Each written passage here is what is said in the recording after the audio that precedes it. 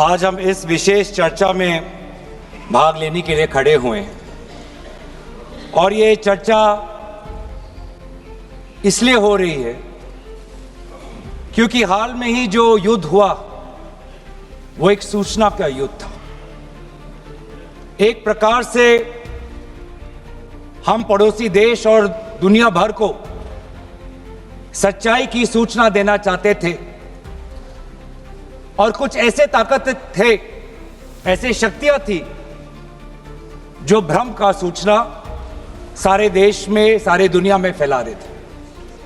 और इसीलिए इस चर्चा का विशेष मांग यह है कि आज सच्चाई सदन में आनी चाहिए। सच्चाई पहलगाम की आनी चाहिए, सच्चाई ऑपरेशन सिंदूर की आनी चाहिए, सच्चाई विदेश नीति की आनी चाहिए। और यही आज हमने सूचना का जो युद्ध की बात हम कर रहे हैं वो आज हमने आदरणीय राजनाथ सिंह के भाषण में सुना। बहुत से सूचनाएं दी उन्होंने, बहुत से जानकारी दी, लेकिन रक्षा मंत्री होने के नाते ये नहीं कहा कि पहलगाम में दहशतगर्द कैसे आए। ये नहीं कहा कि बेसारन में जहां पर 1000 लोग जाते हैं, खुशियां मनाते हैं, कैसे 5 दहशतगर्द वहां पर जाकर 26 लोगों की गोलियों से छलनी करते हैं। ये बात, ये सूचना रक्षा मंत्री ने नहीं दी। यही है सूचना का युद्ध कि इतनी जानकारी देते हैं कि कभी कभी सवाल पूछना भी भूल जाते हैं। और आज ये है हमारे विपक्ष का कर्तव्य कि हम सवाल पूछेंगे देश हित में, राष्ट्र हित में। आज देश ये जानना चाहता है कि वो 5 दहशतगर्द कैसे घुसे और उन दहशतगर्दों का भी मकसद था। पाकिस्तान से आए हुए वो दहशतगर्दों का क्या मकसद था? उनका मकसद था कि जम्मू कश्मीर की अर्थव्यवस्था को तनाव करना, विनाश करना। उनका मकसद था कि भारत देश में एक सांप्रदायिक वातावरण का जन्म देना। उनका मकसद यह था कि भारत और पाकिस्तान का एक हाइफिनेशन होना, यह था उनका मकसद। लेकिन सर, मुझे दुख है कि आज राजनाथ सिंह जी ने सैनिकों की बात तो की, लेकिन जो हमारे भारत की जो आवाम है, जो जनता है, जो उन्होंने पाकिस्तान के दहशतगर्दों का पूरी जो मंशा है उस पर उन्होंने पूरा नकारा और हम एकजुट रहे। हम, मुझे भारतीय होने का गर्व है। हमने देखा बेसारन में कि किस प्रकार से जम्मू और कश्मीर के लोगों ने पूरे देश भर से आए हुए जितने भी पर्यटक थे उनकी मदद की। हमने ये देखा कि किस प्रकार से देश भर के जो पर्यटक जो जम्मू कश्मीर में थे उन्होंने अपने जम्मू कश्मीर के भाइयों को धन्यवाद दिया। हमने ये भी देखा कि कैसी एक विधवा हिमांशी नरवाल ने कहा कि मैं नहीं चाहती कि मेरे जो पति जिसको लेके आज राजनीति हो रही है उसके शव पर देश में हिंदू मुसलमान की राजनीति हो, मैं नहीं चाहती। यह है हमारे देश की संस्कृति और यह था मंशा पाकिस्तान का। और मैं ये भी गर्व महसूस करता हूं कि सारे विपक्षी राजनीति दल, हम सब एकजुट होकर, राहुल गांधी जी ने एक साफ साफ कहा कि हम सरकार के साथ हैं और सरकार को पाकिस्तान को एक ठोस मजबूत कदम देना ही पड़ेगा। लेकिन देश ये भी जानना चाहता है, वे 26 लोग जो जिनके परिवारों में आज कोई गुजर गया, वे ये भी जानना चाहता है कि 100 दिन गुजर गए और वे 5 दहशतगर्दियों को यह सरकार पकड़ नहीं पाई।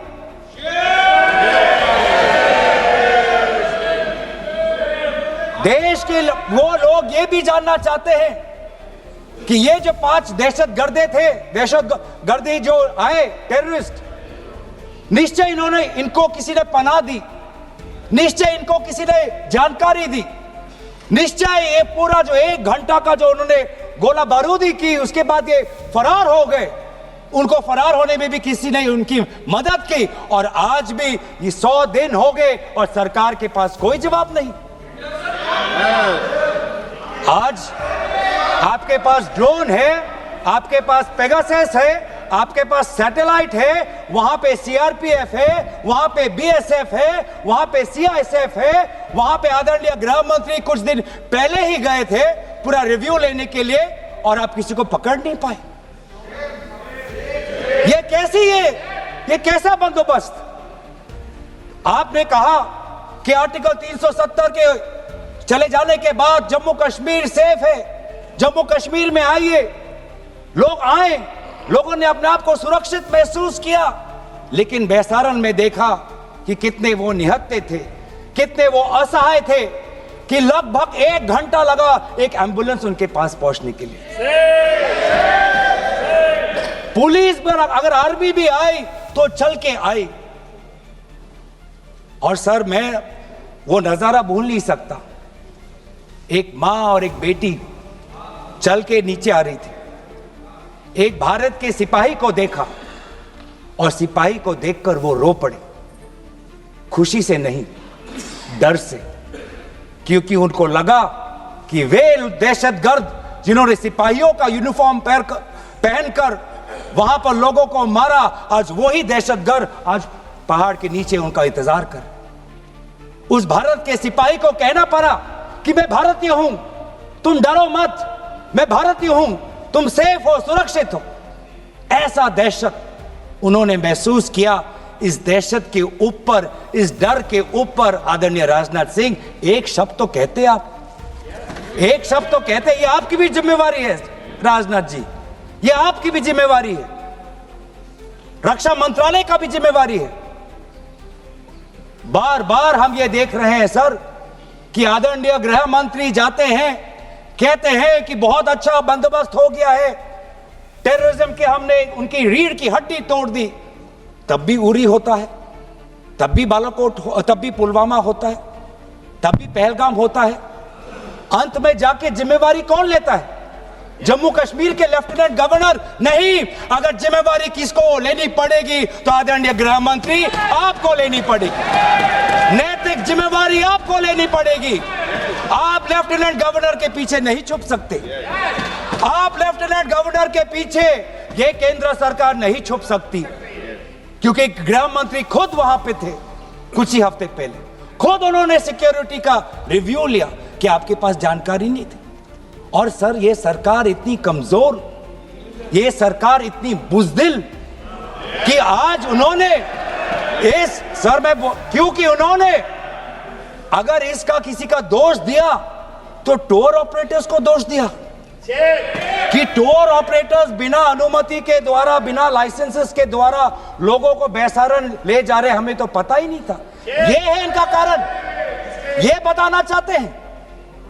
तो सर, यही तो दुख की बात है कि कहीं ना कहीं एक सरकार में एक अहंकार आ चुका है। इंटेलिजेंस और सिक्योरिटी जो फ्रेमवर्क है, एस्टैब्लिशमेंट है, जो लोग हैं जो निर्णय लेते हैं इंटेलिजेंस और सिक्योरिटी की, आज उनमें एक अहंकार आ गया है कि चाहे जितनी भी बड़ी गलती हो उन पर कोई सवाल नहीं उठा सकता। लेकिन आज हम सवाल उठा रहे हैं, आज हम सवाल उठा रहे हैं, आज हम सवाल उठाएंगे। प्रधानमंत्री मोदी जी, आपको, आप सऊदी अरब में थे, आप जब वापस आते आपका पहला नैतिक कर्तव्य होता कि पहलगाम आप जाते, लेकिन आप पहलगाम नहीं गए, एक सरकारी कार्यवाही के लिए आप बिहार गए और चुनावी भाषण दिया। देश के मुखिया सऊदी अरब में थे, पूरा कार्यक्रम उन्हें संपूर्ण किया, वापस आए और वो पहलगाम भी नहीं जा पाए और बिहार में जाके चुनावी भाषण दे रहे। अगर पहलगाम में कोई गया तो हमारा नेता राहुल गांधी गया। अगर पहलगाम में जो लोगों की मृत्यु हुई उनके लिए अगर शहादत की मांग कोई कर रहा है तो हमारा दल का नेता राहुल गांधी कर रहा है।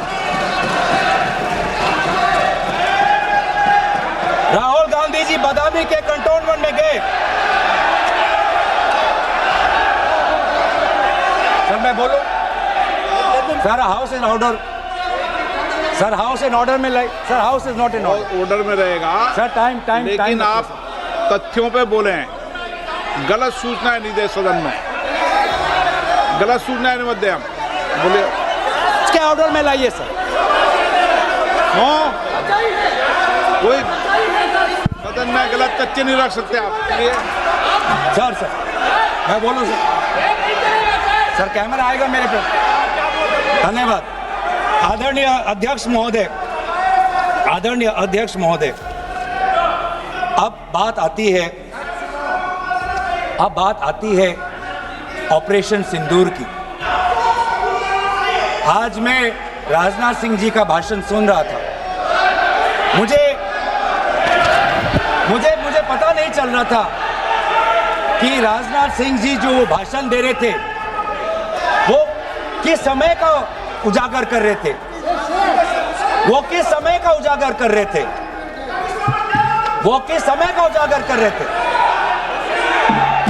क्या वो 2016 के बाद क्या उन्होंने ये नहीं कहा कि हम घुस के मारेंगे और पाकिस्तान को आज वो उनका जो भी टेररिस्ट इंफ्रास्ट्रक्चर है उसको खत्म कर देंगे?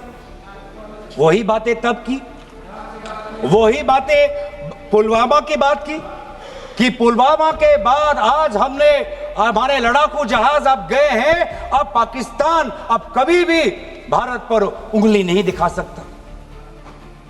और उसके बाद आज दोबारा वही बातें कर रहे हैं।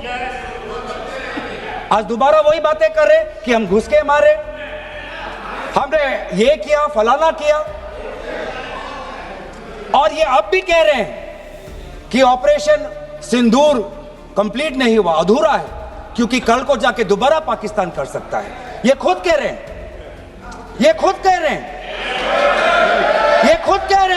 कि इसके पश्चात भी पाकिस्तान कल को जाके कर सकता है।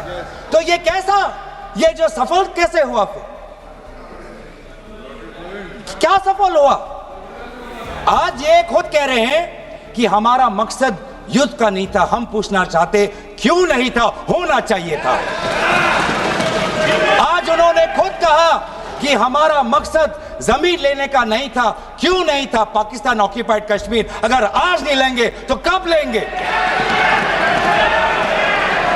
ये इन्होंने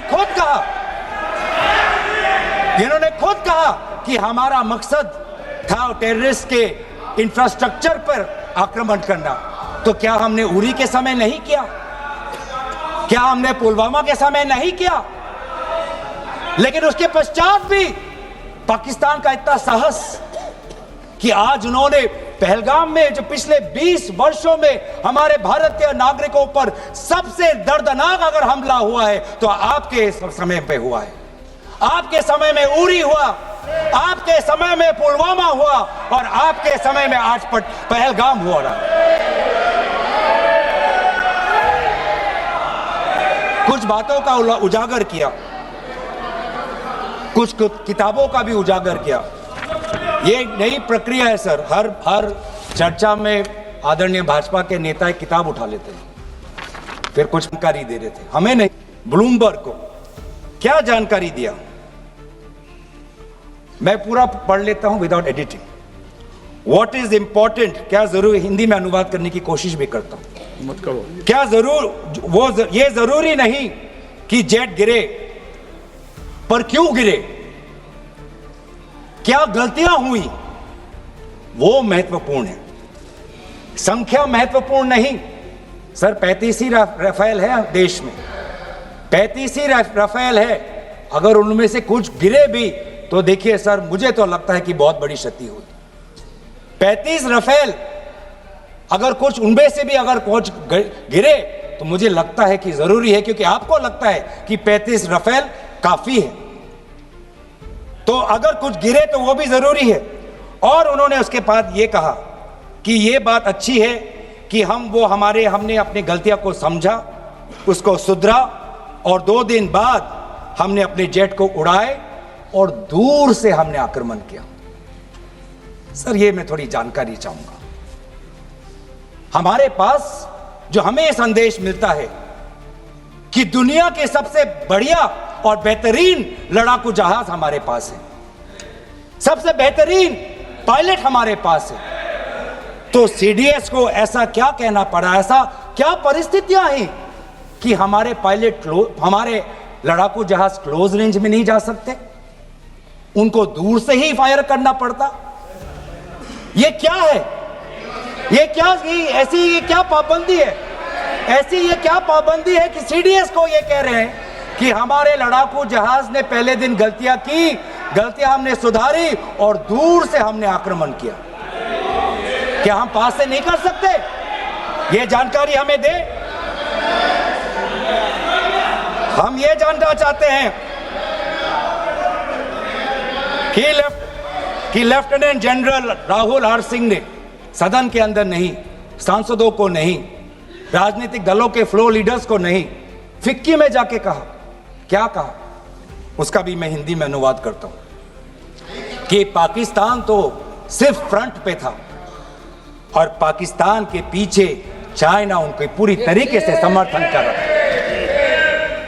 ऐसी कोई आश्चर्य की बात नहीं होनी चाहिए, क्योंकि पिछले 5 वर्षों में लगभग 80% मिलिट्री हार्डवेयर पाकिस्तान को सब पूरा चाइना से मिल रहा है। तो सर, मैं आज पूछना चाहूंगा आदरणीय राजनाथ सिंह जी से, जो सरकार चीन को लाल आंख दिखाने की बात करती है, एक बार भी आपने चीन का उजागर अपने भाषण में क्यों नहीं किया?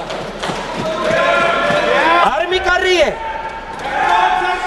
आर्मी के कह रही है, आर्मी कहती है कि आज कि सिर्फ चीन और पाकिस्तान का ये 2 फ्रंट नहीं, अब 3 फ्रंट का भी हो सकता है, कन्वर्जेंस हो सकता है चीन, पाकिस्तान और बांग्लादेश को लेकर। लेकिन मैं सरकार को याद दिलाना चाहूंगा कि ये जो 2 फ्रंट की जो बात थी, इस बात की शुरुआत किसने की थी? इस बात की चेतावनी किसने दी थी? इस बात की चेतावनी इसी सदन में हमारे दल के नेता राहुल गांधी जी ने दी थी।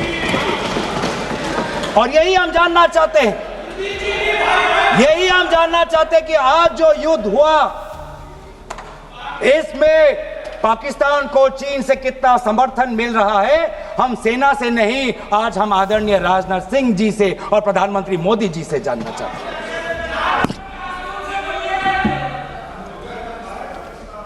और सर, इंडोनेशिया में जो डिफेंस अटैचे है, उसने तो ताज्जुब की बात कह दी। उसने क्या कहा sir? India defence attache group captain Shiv Kumar ने, हिंदी में दोबारा अनुवाद करता हूं, कि भारत ने लड़ाकू जहाज खोए तो खोए इसलिए क्योंकि कुछ मिलिट्री टारगेट्स पर आक्रमण करने पर पाबंदी थी। क्यों?